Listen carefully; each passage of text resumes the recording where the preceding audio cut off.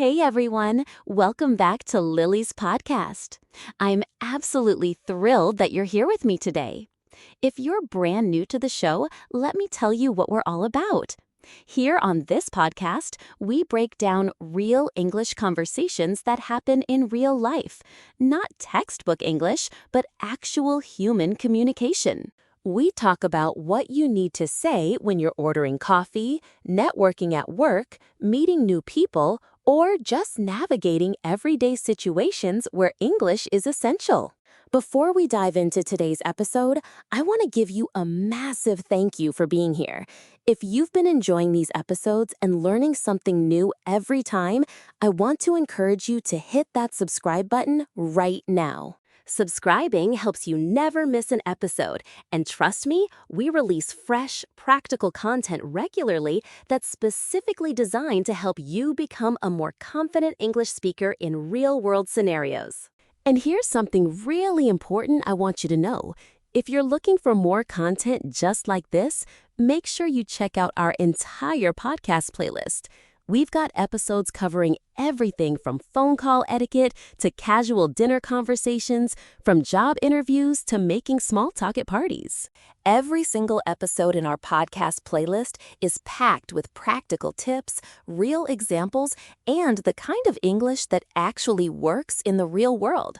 So after you finish listening to today's episode, go ahead and explore that entire playlist. You'll find episodes that speak directly to whatever English challenge you're facing right now. And don't forget to share this episode with someone you know who's also working on their English. Whether it's a friend, a colleague, a family member, or someone in your English learning group, sharing really helps us grow our community. Plus, it's a great way to practice teaching others what you're learning, which actually reinforces everything. All right, with that said, let's jump into today's topic because I have something really useful for you. So here's what happened to me recently, and I think you'll relate to this. I was at home making my morning coffee, just going through my routine, and my neighbor stopped by. She's from Brazil, incredibly warm person, really friendly. And she asked me the most basic question. Lily, how are you? It's such a simple thing, right? People ask this literally thousands of times a day. But here's the thing that happened that made me stop and really think about language and communication. I automatically responded with my standard answer. I'm fine, thanks.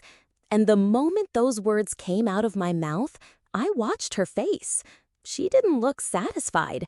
She actually pressed further and said, No, I mean, really, how are you?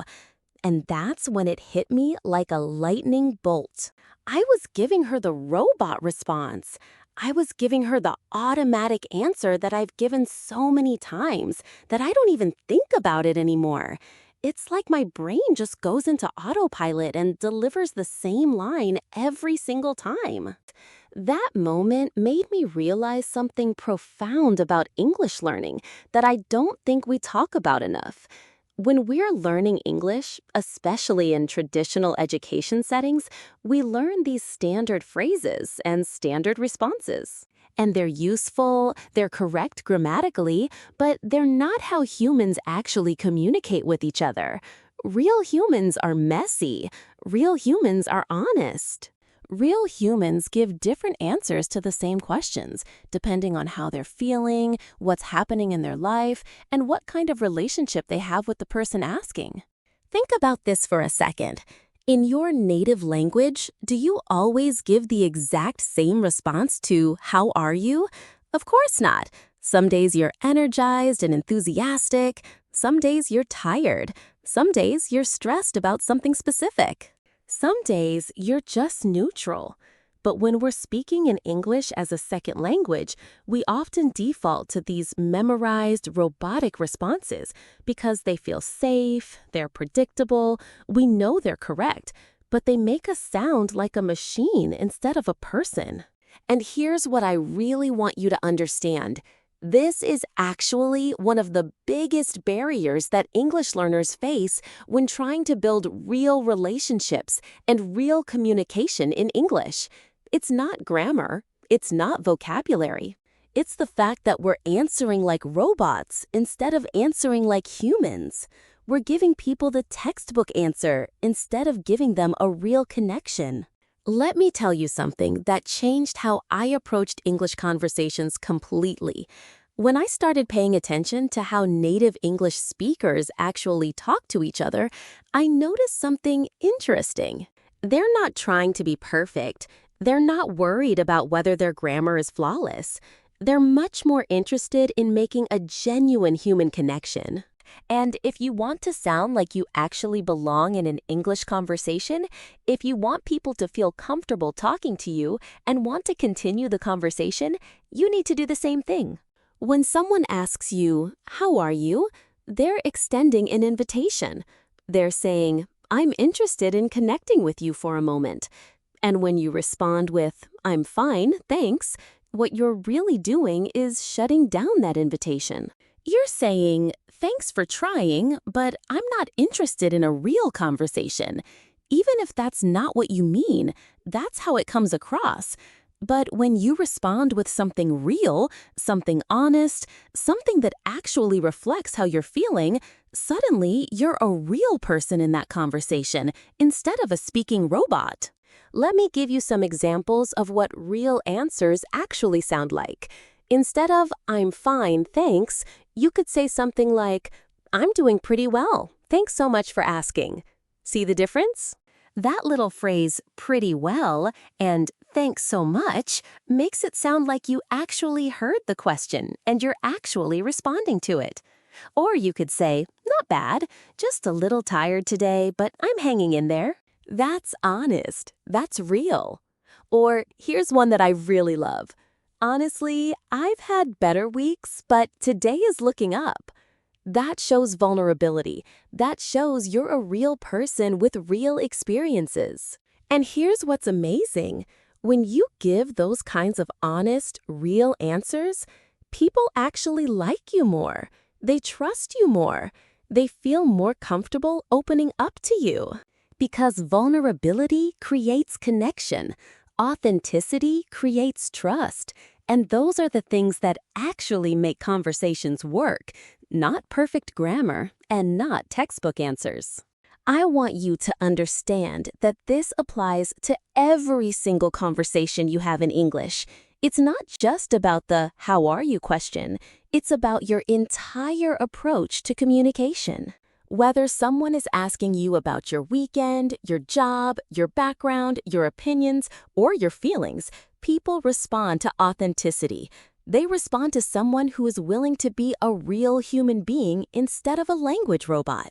Now, here's something else that I discovered that really transformed how I understand English conversation. The same question can be asked in multiple different ways, and each version actually changes the dynamic of the conversation slightly. This is really important because if you're not aware of these variations, you might give a perfectly correct answer to a question, but it won't match the vibe of how the question was asked. Let me break this down for you. There's the standard "how are you?" This is what you hear in formal situations, in professional context, with people you're meeting for the first time or don't know that well. It's polite, it's appropriate, it's the safe choice. But then there's "how's it going?" And this is much more casual. This is what you hear between friends, between colleagues who know each other well, in relaxed social situations. The energy is different. The formality level is lower. And if someone asks you "how's it going?"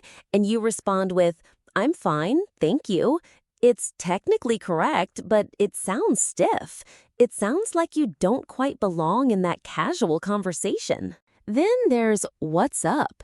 And oh my goodness, this one trips up so many English learners because it seems like they're asking you what is physically above your head. But of course, that's not what they mean. "What's up?" is very relaxed, almost like slang, and it's used in really informal situations, usually between people who already know each other well.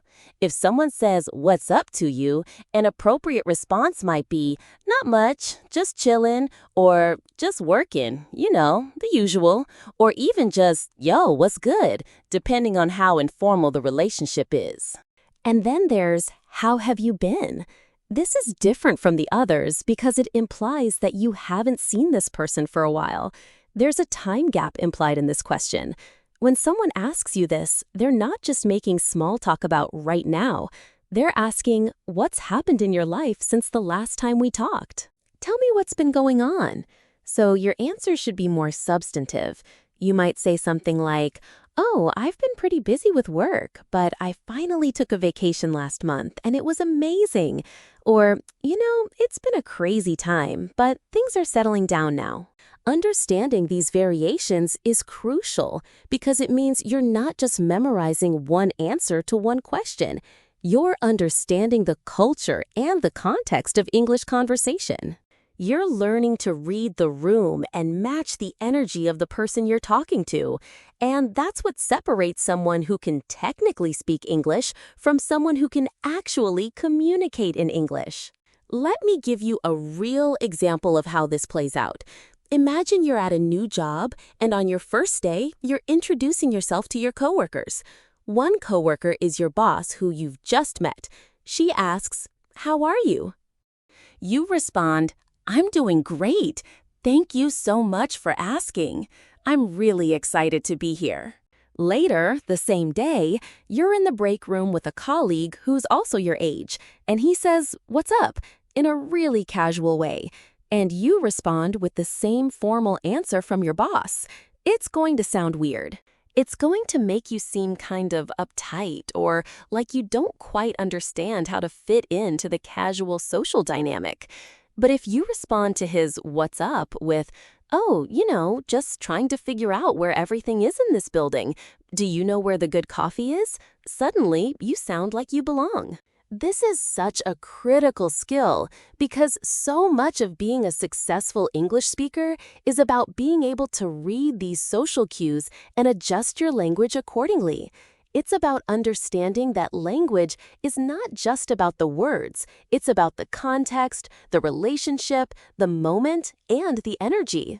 Now I want to talk about one of the most challenging situations that English learners face, and I know this from talking to so many people who are on this journey. That moment when you have to introduce yourself to a group of people or to someone new.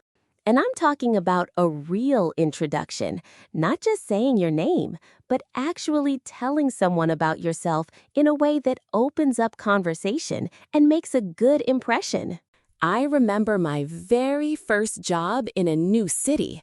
I was nervous, my English wasn't as confident as it is now, and on my first day, my manager did something that absolutely terrified me.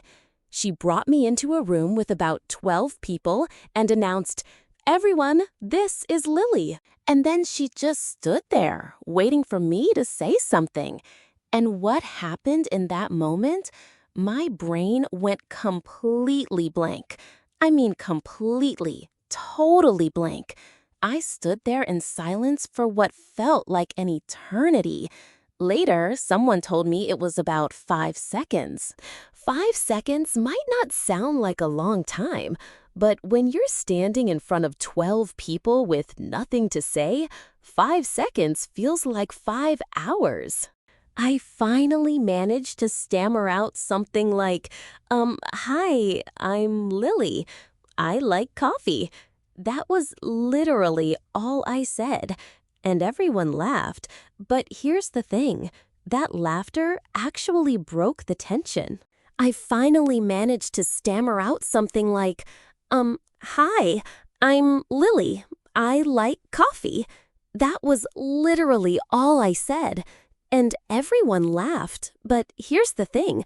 That laughter actually broke the tension. It made me seem human. It made the situation less intimidating. But I realized afterward that I could have handled that situation so much better if I had just been prepared. So now, whenever I know I'm going to be introduced to people or asked to talk about myself, I prepare a simple formula that I can rely on, and I want to give this formula to you because it works. It's straightforward. It's natural. It doesn't sound scripted once you practice it a few times. Here's the formula: your name, where you're from, what you do for work or school, and one fun fact that makes you interesting as a person. Let me give you an example of how this works in practice. You walk into a room and someone says, "Tell us about yourself." You take a breath and you say something like this: "Hi, my name is Sarah. I'm originally from Mexico City, but I've been living in Toronto for about 3 years now.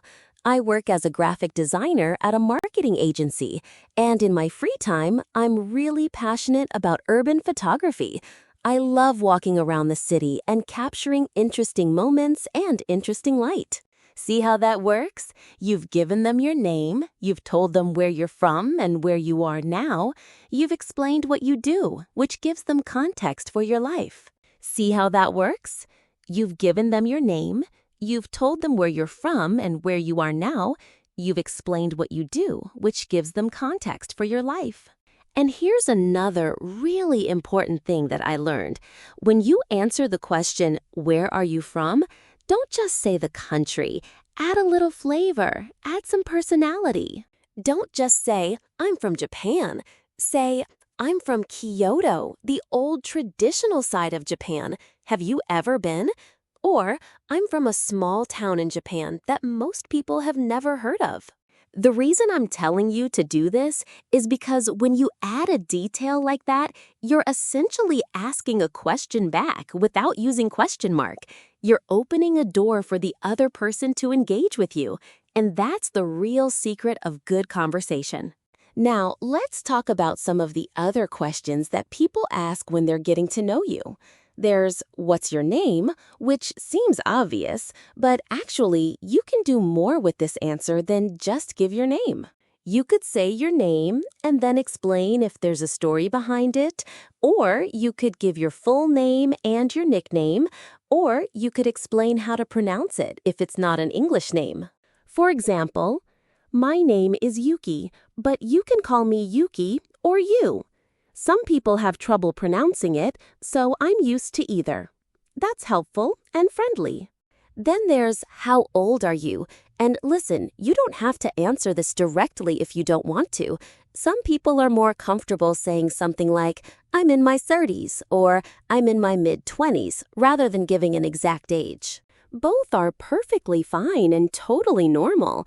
You could say, "I'm 28," or you could say, "I'm in my late 20s," and both are appropriate depending on the situation and how comfortable you feel with the person. There's also, "Are you married?" and "Do you have kids?" These are pretty common questions in some cultures, and in others, they're considered quite personal. The point is, you need to be prepared with an answer that feels natural and honest to you. If you're married, you might say, "Yes, I've been married for 5 years and we're really happy." Or you might just say, "Yes, I am." If you're not married, you might say, "No, not yet," or "No, I'm enjoying being single right now." The key is giving an answer that reflects your actual situation and allows the conversation to flow naturally. One of my favorite questions to answer is, "What do you do for fun?" Because this is where you get to show your personality. And I notice a lot of English learners struggle with this question because they give an answer that sounds boring even if the activity itself is interesting. Someone will say, "I watch YouTube videos," and they leave it at that. But you could say so much more. You could say, "I love watching YouTube videos, especially channels about cooking and travel. I'm kind of obsessed with learning new recipes from different cultures." Now, suddenly you sound interesting. You sound like someone with depth and interests. The secret here is that details are always your friend in English conversation. The more specific you are, the more interesting you become, and the more open the door is for follow-up questions and deeper conversation. All right, let's shift gears a little bit and talk about something that happens constantly in English-speaking environments, but that many English learners find surprisingly stressful: everyday interactions at stores, restaurants, cafes, and offices. These are moments where service workers or colleagues are asking you questions, making requests, offering help, and you need to respond appropriately and clearly. Let me paint you a picture that I know a lot of people can relate to. You walk into a coffee shop. The barista looks at you and says, "What can I get for you?" Seems simple, right? But here's what's actually happening inside the mind of many English learners. They're trying to translate their order from their native language into English.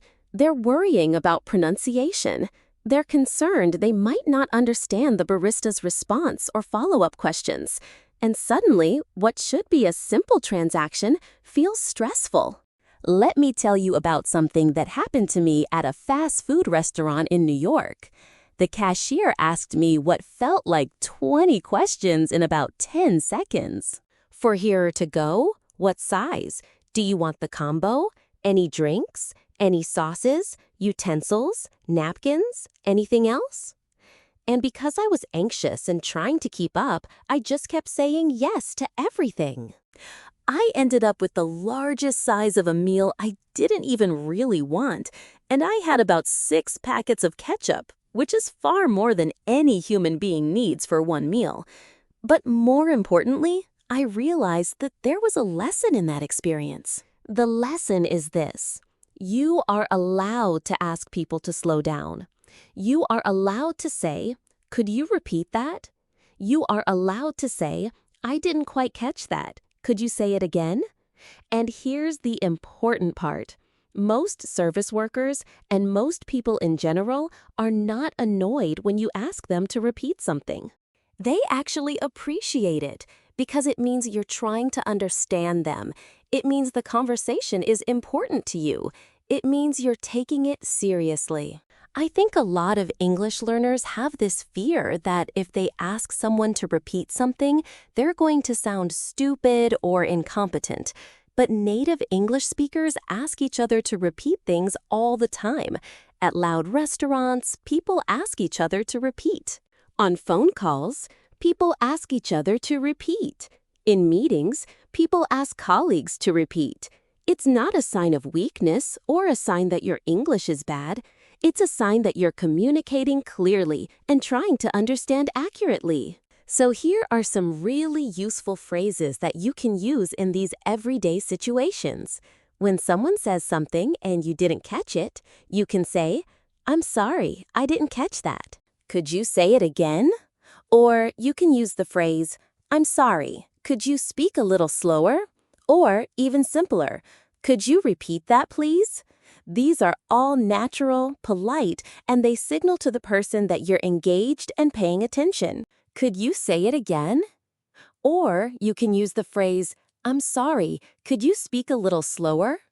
Or even simpler, "Could you repeat that, please?" These are all natural, polite, and they signal to the person that you're engaged and paying attention. If you're going to a coffee shop regularly, practice how to order. If you're going to a restaurant, practice how to answer questions about dietary restrictions or preferences. If you're going to a store, practice how to ask for help or explain what you're looking for.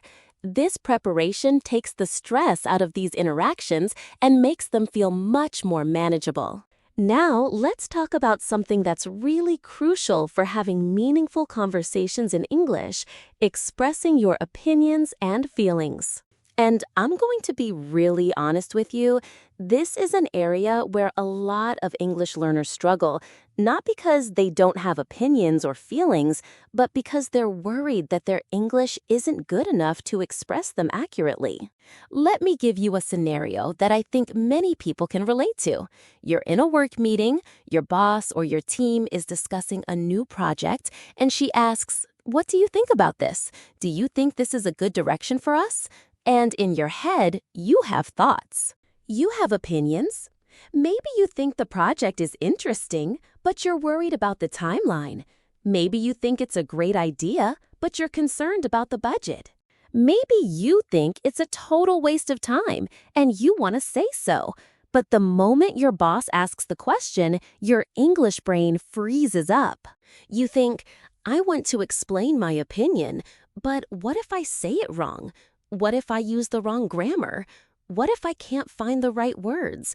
What if I sound stupid? And because of all these worries, you either say nothing or you give a vague answer like, I think it's okay, which tells your boss nothing and doesn't contribute to the conversation. Here's what I learned that changed everything. When you're trying to express an opinion and you need time to think about how to say it in English, you can use what I call thinking phrases or filler phrases. These are words and phrases that native English speakers use all the time to buy themselves a few extra seconds while they're thinking about what to say. They're not mistakes. They're not bad English. They're a totally normal part of natural speech. For example, you can say, "That's a really good question," which immediately signals to the person that you're taking their question seriously and you're about to give them a thoughtful answer. You can say, "Let me think for a second," which gives you literally just that, a second to organize your thoughts. You can say, "To be honest," which is probably one of my favorite phrases because it makes what comes next sound genuine and considered. You can say, "I mean," or "you know," or "like," and these are especially common in more casual conversations. Watch any English language interview, any talk show, any podcast, and you'll notice that people use these phrases constantly. So, like, "What I think about that is," or, "To be honest, I'm not sure I agree," or, "I mean, it depends on a lot of factors," but basically. These phrases are everywhere in natural English speech. They're not something to avoid. They're something to embrace because they make you sound like you actually belong in the conversation. Let me give you a complete example of how to use these techniques to answer an opinion question. Your boss asks, "What do you think about this new project?" And you respond, "That's a really good question. To be honest, I think it has a lot of potential, but I'd love to hear more about the timeline because I'm wondering how that would fit with our current workload. What's your thinking on that?" See how that works? You've given yourself time to think with, "That's a really good question." You've expressed your opinion clearly. You've added a nuanced perspective. You've asked a follow-up question. You sound professional, thoughtful, and engaged. And here's something really important. Expressing your feelings and opinions in English doesn't have to be complicated. The words themselves are usually simple. Simple words, simple sentence structure, but delivered with confidence and authenticity. That's what makes it work. Now, let me address something that comes up a lot for English learners in different cultural contexts. There are certain questions that are completely normal in some cultures, but feel very personal or even inappropriate in others. Questions like, "How much money do you make?" Or, "Why aren't you married yet?" Or, "When are you going to have kids?" Or, "Why did you break up with your partner?" These kinds of questions can be asked casually in some parts of the world and thought of as quite intrusive in others, particularly in Western culture. The thing is, if you're learning English, you're probably going to encounter people from various cultural backgrounds, and you're probably going to be in situations where someone asks you a question that feels too personal. So I want to give you some tools for handling this gracefully. It's completely okay to not want to answer certain questions, and it's also completely possible to redirect the conversation politely without being rude. One of my favorite techniques is to acknowledge the question and then use humor to redirect. You can say something like, "Oh, that's a fun question, but I'd rather not talk about that." And then you can either change the subject or ask them something about themselves. Humor makes it light and keeps the other person from feeling rejected. They'll usually laugh and let it go. Another option is to give an honest but vague answer. If someone asks, "How much do you make?" you could say, "Oh, enough to get by, but I'm always working on improving my salary." If someone asks, "Why aren't you married?" you could say, "That's a long story for another day," which is honest and friendly and leaves the door open for that conversation at some other time if you decide you want to have it. You could also say something like, "I'm still figuring that out myself," which is honest and which also kind of shuts down the question without being rude. Or you could simply say, "I'd prefer to keep that private," which is direct and clear. The key here is understanding that social English, cultural English, understanding what to say and what not to say, that's just as important as grammar English. It's a real skill. Native English speakers have to navigate these questions all the time too, so understanding how to redirect politely is something that everyone needs to learn. I want to talk about one of the most powerful conversational techniques that I've learned, and it's something that completely changed how I interact in English. It's so simple that it almost sounds too easy, but it works every single time. The technique is this. When you answer a question, especially in social situations, add a follow-up question that turns the conversation back to the other person. Think about what makes a conversation feel good to you. Usually, it's when you're talking with someone who's genuinely interested in you, who asks you questions, who listens to your answers, who seems to care about what you're saying. Now, here's the interesting thing.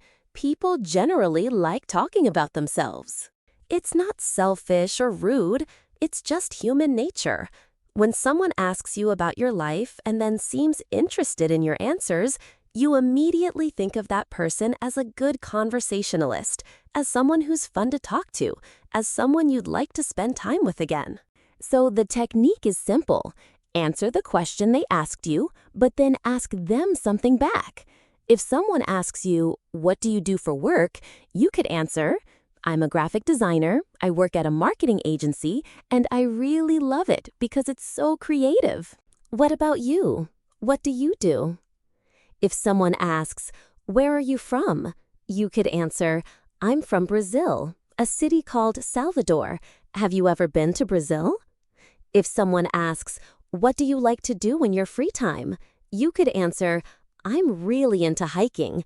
I try to get out to the mountains at least once a month." Do you like being outdoors? Do you hike? What's happening here is that you're not just answering their question, you're opening a door. You're inviting them to continue the conversation. You're showing genuine interest. And the beautiful thing about this technique is that it takes the pressure off of you to always think of what to say next, because the other person is then giving you new content to respond to. I call this the answer, add, ask formula.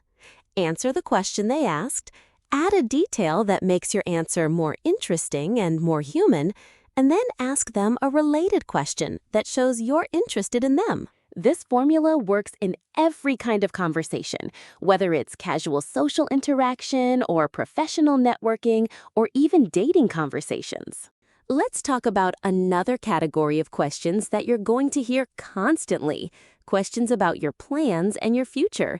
What are you doing this weekend? Do you have any plans for the holidays? Are you going to the party next month? What do you want to do later? These kinds of questions are really common in casual social interactions, and they're actually a great opportunity to keep conversations flowing. Here's what I notice. A lot of English learners, when asked, "What are you doing this weekend?" will give a very short answer like, "Nothing," or "I don't know," and then the conversation dies. It ends right there.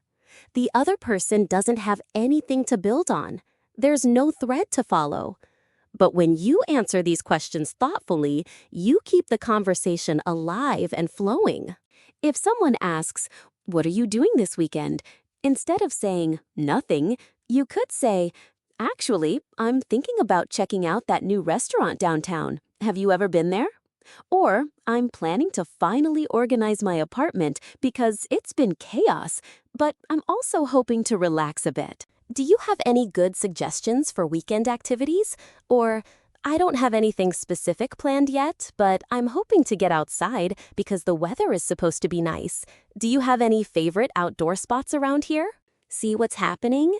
You're still answering their question, but you're adding substance. You're sharing a bit about yourself.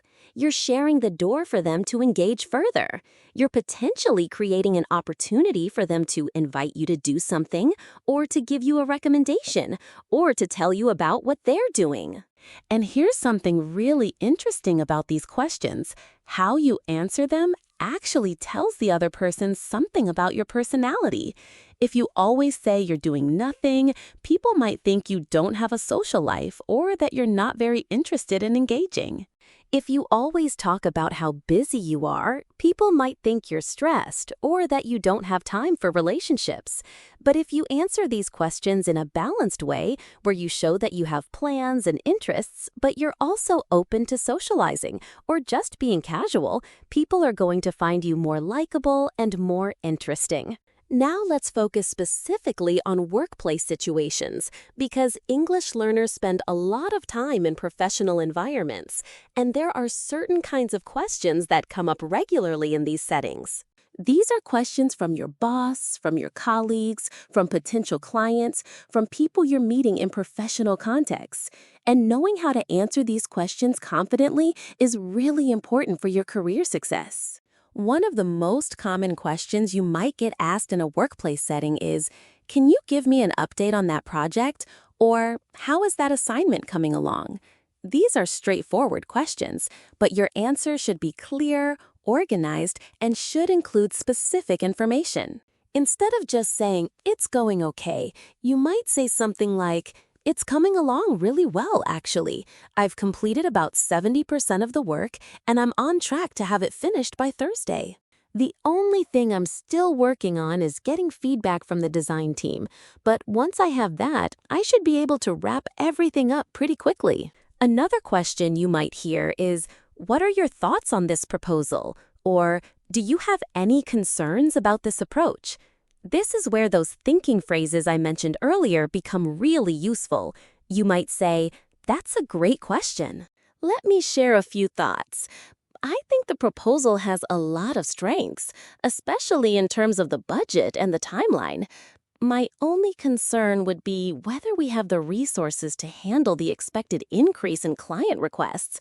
Do you think we factored that into our planning?" You might also be asked, "What's your biggest challenge right now?" This is a question that some people find tricky because they don't want to sound like they're struggling or incompetent, but it's actually a really healthy question for a good manager to ask because it shows they care about your well-being and they want to support you. A good answer might be, "I think my biggest challenge is managing all the different projects that are happening at the same time. I'm trying to prioritize well, but sometimes it feels like everything is urgent.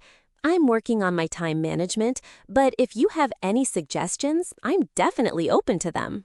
And then there's the question that often comes up in interviews or in meetings where you're trying to make a good impression. "Why are you interested in this role?" Or, "What attracted you to this company?" These questions require you to have thought about your motivations beforehand. You might say, "I'm really interested in this role because I feel like my skills and my experience align well with what you're looking for, and I'm particularly drawn to this company because of your reputation for innovation and your commitment to your employees. From what I've read about your organization, it seems like a place where I could really grow professionally." The key to handling all these professional questions is preparation. Think about the kinds of questions you might be asked. Practice your answers so that you can deliver them with confidence. Use specific examples from your experience, and always try to relate the question back to value you can bring or skills you have. Let me talk about something that's really crucial, but that a lot of English learners feel anxious about. What to do when you don't understand something, when there's a misunderstanding, or when you need something repeated or explained. This is such an important skill because it comes up constantly, and being able to handle it gracefully is a huge part of being a successful communicator. I remember being in a meeting early in my career where my manager was explaining a new process, and I didn't understand a key part of it. But instead of asking for clarification, I just nodded along and pretended I understood. Then, when it came time to actually implement the process, I was completely lost because I had missed some critical information. And I ended up making mistakes and wasting time because I had been too embarrassed to just say, "I'm sorry, I didn't understand that part. Could you explain it again?" That experience taught me that asking for clarification is not a weakness. It's actually the sign of someone who takes their work seriously and who wants to do things correctly. Now, when I don't understand something, I say so immediately. And I've never had anyone respond negatively to that. In fact, people usually appreciate it because they know I'm paying attention and that I actually care about getting it right. Here are some really useful phrases for asking for clarification. You can say, "I'm sorry, could you repeat that?" Or, "I didn't catch that. Could you say it again?" Or, "I'm sorry, I'm not sure I understood correctly. Could you explain it a different way?" Or, "Could you give me an example of what you mean?" These are all natural, polite, and they signal to the other person that you're engaged and you care about understanding what they're saying. You can also use phrases like, "Just to make sure I understand correctly, are you saying that?" And then you repeat back what you think you understood. This serves two purposes. First, it confirms that you understood correctly. And second, it shows the other person that you were listening carefully. This technique is especially useful in meetings, in phone calls, or in any situation where you're receiving important information. Now let's talk about some more advanced conversational techniques that can take your English communication from good to really excellent. These are things that native English speakers do naturally, but they're things that English learners can also learn and practice to sound more natural and more confident. One of these techniques is what I call active listening responses. This is when you give verbal acknowledgments while someone is talking. You say things like, "Oh, really?" Or, "That's interesting." Or, "Wow, I didn't know that." Or, "Tell me more." These phrases do several things at once. They show that you're listening, they show that you're interested, they encourage the other person to continue talking, and they make the conversation feel more natural and more connected. Another technique is called mirroring, and this is when you pick up on something the other person said and you reflect it back to them in your own response. For example, if someone says, "I'm really stressed about this project," you might respond with, "Yeah, it sounds like this project is really taking a lot out of you." You're picking up their language, their concerns, and you're showing that you really understood what they said. There's also the technique of offering your own relevant experience or perspective. When someone tells you something, instead of just responding with a generic comment, you can share something from your own life that relates to what they're talking about. For example, if someone says, "I'm nervous about giving a presentation tomorrow," you could respond with, "Oh, I totally understand. I gave a big presentation a few months ago and I was so nervous beforehand. But here's what I found helpful. I practiced the same presentation multiple times, and that really helped me feel confident." Now you've shown empathy by sharing your experience, and you've also given them practical advice. Another really useful technique is asking follow-up questions that show genuine curiosity. Don't just ask generic questions. Ask questions that show you were actually listening and that you're genuinely interested in understanding more. For example, if someone says, "I just got back from a trip to Iceland," instead of asking the generic question, "How was Iceland?" you might ask, "What was your favorite part of the trip?" Or, "What surprised you most about Iceland?" Or, "Is there anything you would have done differently?" Something that a lot of English language training focuses on, but that I think is really important to mention, is that your actual words are only one part of communication. Your tone, your body language, your facial expressions, these are all communicating something to the other person.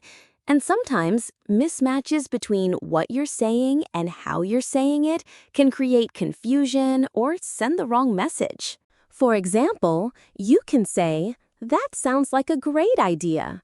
But if you say it in a flat tone, with no enthusiasm, and while looking at your phone, it comes across as sarcasm or disinterest. But if you say the exact same words with genuine enthusiasm, with a smile, with eye contact, it comes across as authentic interest and support. I want to encourage you to pay attention to how your tone and body language come across when you're speaking English. Are you making eye contact? Are you smiling? Does your tone match your words? Are you leaning in or leaning back? Are you open and relaxed or closed off and tense? These things matter, and they contribute to how people perceive you and how they respond to you. I also think it's worth mentioning that different cultures have different norms around these things. In some cultures, direct eye contact is a sign of respect and honesty. In other cultures, too much eye contact can be considered aggressive or disrespectful. In some cultures, a lot of physical distance between people is normal, while in other cultures, people stand close together when talking.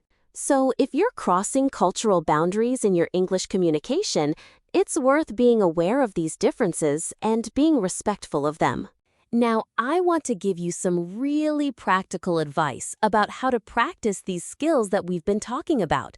Because here's the thing, you can listen to podcasts, you can watch videos, you can study grammar, but at some point, you have to actually practice having real conversations. And I know that's scary for a lot of people. I know that the thought of actually having to speak English in real situations can feel really intimidating. But here's what I've learned. It gets easier if you practice in lower pressure situations first. Start with situations where the stakes are low and where people are generally patient and understanding. Your local coffee shop is a great place to start. Practice ordering coffee. Practice asking follow-up questions. Do you have any new flavors this season? Or what would you recommend? These are low-pressure conversations, but they're still real conversations, and they still give you practice in English. Go to the grocery store and ask the cashier or a store employee questions. Where can I find the olive oil? Or, is this the freshest batch of strawberries you have? Or, do you know when you're getting more of this product in? These are simple, real conversations, and they're good practice. If you're at a gym or a fitness class or a sports activity, talk to people there. Have you tried this class before? Or what do you think about this instructor? Or do you work out here regularly?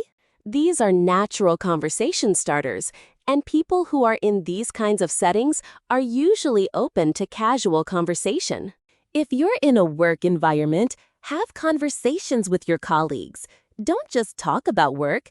Chat about your weekend, about a movie you watched, about the weather, about something you read. These casual conversations are actually the best kind of practice because they're the most natural and because you're practicing with people you see regularly, so there's ongoing relationship building happening. And here's a hack that I think is really useful. Go to language exchange events if there are any in your city. These are events where people who are learning languages come together to practice. And the beautiful thing about these events is that everyone there understands the challenge of learning a language.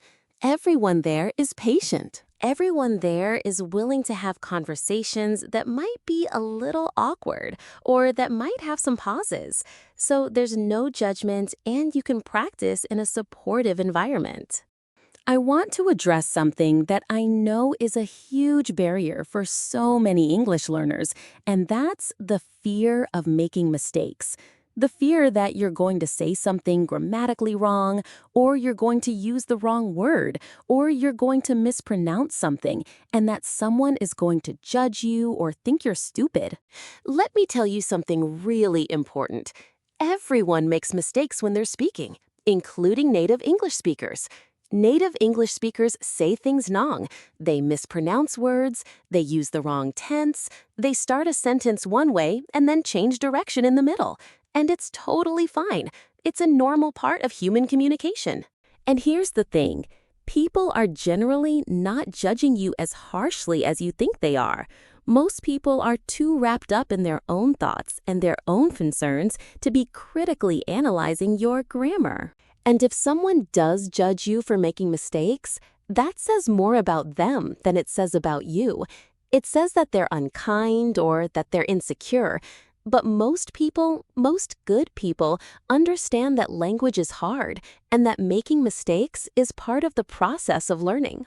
I also think it's worth noting that many of the mistakes you might make won't actually prevent understanding.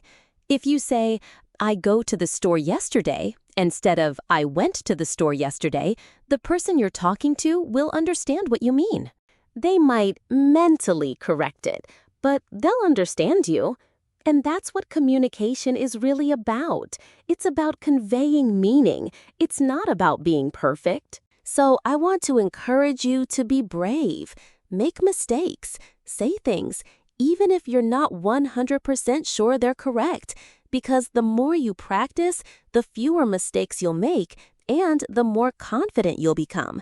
And confidence is what separates someone who can technically speak English from someone who actually communicates in English. This is something I really want to emphasize because I think it's the most important thing I can tell you. Confidence in English comes through consistency and practice. It's not going to happen all at once. You're not going to wake up one morning and suddenly feel totally confident speaking English. But if you commit to practicing regularly, if you commit to putting yourself in situations where you have to speak English, your confidence is going to grow incrementally. Think about it like building a muscle. If you go to the gym one time, your arms are not going to get stronger. But if you go consistently, over weeks and months, your arms get noticeably stronger. It's the same with language. If you have one conversation in English and then don't speak again for a month, you're not going to make progress. But if you have conversations regularly, if you practice regularly, your confidence and your skills are going to improve. And here's something really powerful. The more you practice, the more you realize that you can do this. You can navigate these conversations. You can express yourself. You can connect with people. And that realization is what builds real, lasting confidence. I want to challenge you to commit to doing something in English every single day. It doesn't have to be huge. It could be as simple as having one conversation in English, or watching an English language video, or reading something in English. But do something every single day, because that consistency is what's going to transform your English from something that feels scary and intimidating into something that feels manageable and eventually natural. Before we start wrapping up, I want to zoom out and talk about the bigger picture of what we've been discussing. Everything we've covered today, greetings, introductions, everyday interactions, expressing opinions, handling personal questions, asking questions back, discussing plans, workplace communication, asking for clarification, conversational techniques, tone and body language, practicing in real situations, overcoming fear, building confidence. All of these things are really just facets of one bigger skill, and that's the ability to be an authentic human being in your conversations. And I think this is what gets lost sometimes when people are learning English. They think it's about memorizing phrases or learning grammar rules or achieving perfect pronunciation. But really, it's about being able to show up as yourself, to connect with other people, to communicate what you're thinking and feeling and needing. It's about being present in conversations instead of being in your head worrying about whether your English is good enough. The native English speakers you admire, the ones who seem really good at conversations, they're not good because they have perfect grammar or because they know every word in the English language. They're good because they're engaged, they're authentic, they're interested in the people they're talking to, and they're not afraid to be human, which means sometimes not knowing what to say, sometimes making mistakes, sometimes asking for help. And that's exactly what you can do too. You have everything you need right now to be a good communicator in English. You have your authentic self, you have your experiences. And that's exactly what you can do too. You have everything you need right now to be a good communicator in English. You have your authentic self, you have your experiences. I want to give you some really practical tips that you can start using right away, starting today or tomorrow, that don't require any special training or any big time commitment. These are things you can integrate into your life immediately. First, the next time someone asks you, "How are you?" give them an honest, real answer instead of the automatic, "I'm fine, thanks." Notice how people respond when you're genuine. Notice the difference in the conversation. Second, the next time you're in a situation where you don't understand something, actually ask for clarification instead of pretending you understand. Notice that people don't get annoyed. Notice how much better it feels to actually understand instead of being confused. Third, the next time you answer a question from someone, practice the answer, add, ask formula. Answer their question, add a detail or your perspective, and ask them a question back. Notice how the conversation naturally flows and deepens.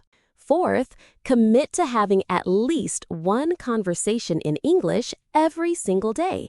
It could be a conversation with a coworker, a barista, a stranger, a friend, an online language partner. One conversation a day. That's it. Do that for 30 days and see how your confidence changes. Fifth, when you're practicing conversations, pay attention not just to the words, but to your tone and your body language. Are you smiling? Are you making eye contact? Are you leaning in? These things matter, and they're easier to control than you might think. Let me talk about some mistakes that I see English learners make over and over again and how to avoid them. The first mistake is giving the same scripted answer to every question. You learn a response to "How are you?" and you use that exact same response to every variation of that question. But as we've discussed, "How are you?" is different from "What's up?" and "How have you been?" So vary your answers. Keep your responses authentic and appropriate to the specific question. The second mistake is not asking questions back. So much of good conversation is about showing interest in the other person, and you show interest by asking questions. So after you answer, ask every single time. The third mistake is being too formal all the time. Not every conversation needs to sound like a business meeting. If someone greets you casually, greet them casually back.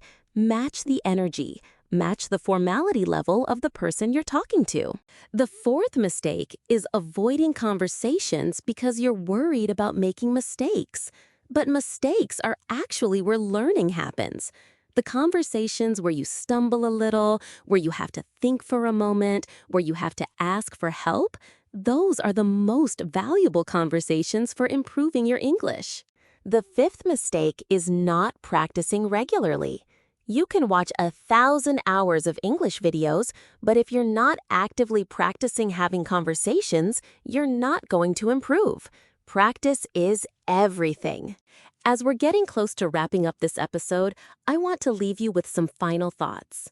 Learning a language, and specifically learning to communicate confidently in a language that's not your native language, is one of the hardest things a person can do. It requires courage. It requires vulnerability. It requires you to be willing to sound a little silly sometimes, to make mistakes, to not always know what to say. And if you're doing this, if you're showing up and trying to learn and practice and improve, you deserve massive credit for that. You're doing something difficult. You're pushing yourself out of your comfort zone. You're building a skill that's going to open doors for you in your career, in your relationships, in your life. And I want you to know that improvement is possible. You don't have to be perfect. You just have to be consistent. You just have to show up and try. And if you do that, your English is going to improve. Your confidence is going to grow, and you're going to find yourself having conversations that feel natural and authentic, where you can actually express yourself and connect with people. One more thing I want to say. English is not the goal. Communication is the goal. Connection is the goal. Using English as a tool to build relationships and to navigate the world is the goal. So focus on that. Focus on being a good communicator. Focus on being an authentic person in your conversations, and the English will follow. Thank you so much for spending this time with me today. I know you have a million other things you could be doing, and the fact that you chose to listen to this episode means a lot to me. I hope you've learned something useful. I hope you've heard something that's going to help you the next time you're in an English conversation and you need to express yourself. And I want to remind you again, if you're finding value in these episodes and if you want more content like this, please don't forget to hit that subscribe button. Every subscription helps us reach more English learners who need this kind of practical, real-world guidance. And if you haven't already, make sure you check out our complete podcast playlist. We've got episodes covering phone conversations, job interviews, casual small talk, dating conversations, workplace interactions, and so much more. Whatever English challenge you're facing, we've probably got an episode that addresses it. Also, if this episode helped you, I would love it if you could share it with someone you know who's also learning English. Share it with your friends, your family, your language learning group, your colleagues. Sharing is one of the best ways to help this podcast grow, and it's also a great way to help your friends improve their English. And finally, remember what we talked about today. English is not about being perfect. It's about being present. It's about showing up as yourself. It's about connecting with people. You have everything you need to do that. You have your voice, you have your experiences, you have your humanity. That's enough. That's more than enough. That's everything. Keep practicing. Keep showing up. Keep being brave. And I'll see you in the next episode. Thank you so much for listening.